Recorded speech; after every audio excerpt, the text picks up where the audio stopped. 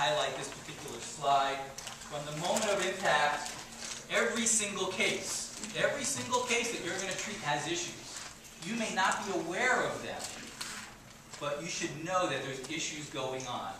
Some of them are controllable, some of them are what we like to call semi-controllable, and some are just plain old uncontrollable. So let's talk a little bit about what you can do. Can you control what you do in your office as far as your services? Absolutely. You can control what type of treatment you give, how long you give it for, what sort of adjustment, whether you do an extremity adjustment. You didn't hear this from me, whether you do therapy or not. You can also control your case management, what you do for the patient. These are semi-controllable in personal injury. If a patient comes in and they already have an attorney, you can't do much about that, can you? If they don't, you might want to recommend one. Patient compliance. How many think that they can control patient compliance?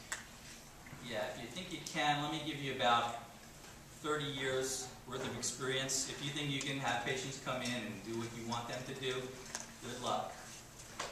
Other providers, you may be able to control that. This is totally uncontrollable, and that goes back to you, right? You can't, if he comes to my office, I can't control what kind of accidents and injuries and screwed up spine you probably have, right? I can't control that, but I have to address it, and I have to deal with it. I can't ignore it. I can't sweep it under the rug. I can't control pre-existing history. I can't control coverage. Some of your patients just driving around there without any sort of insurance. Or MedPay. What's MedPay, by the way? Anyone know? It's on your auto policy. What is MedPay? Yep.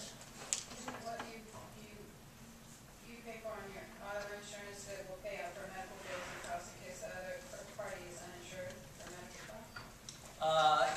Almost. It is what MedPay is what you sometimes in certain states it's known as PIP, personal injury protection. It's what you purchase, and frankly, you should all go back and look at your own insurance policies and make sure you have this. It covers your medical expenses, whether you caused the accident or somebody else caused the accident, or again, it's just you run into a telephone call. And it covers 100% of reasonable and necessary treatment. So you'd want a minimum of at least $5,000 for your own protection right here today if you got into an accident.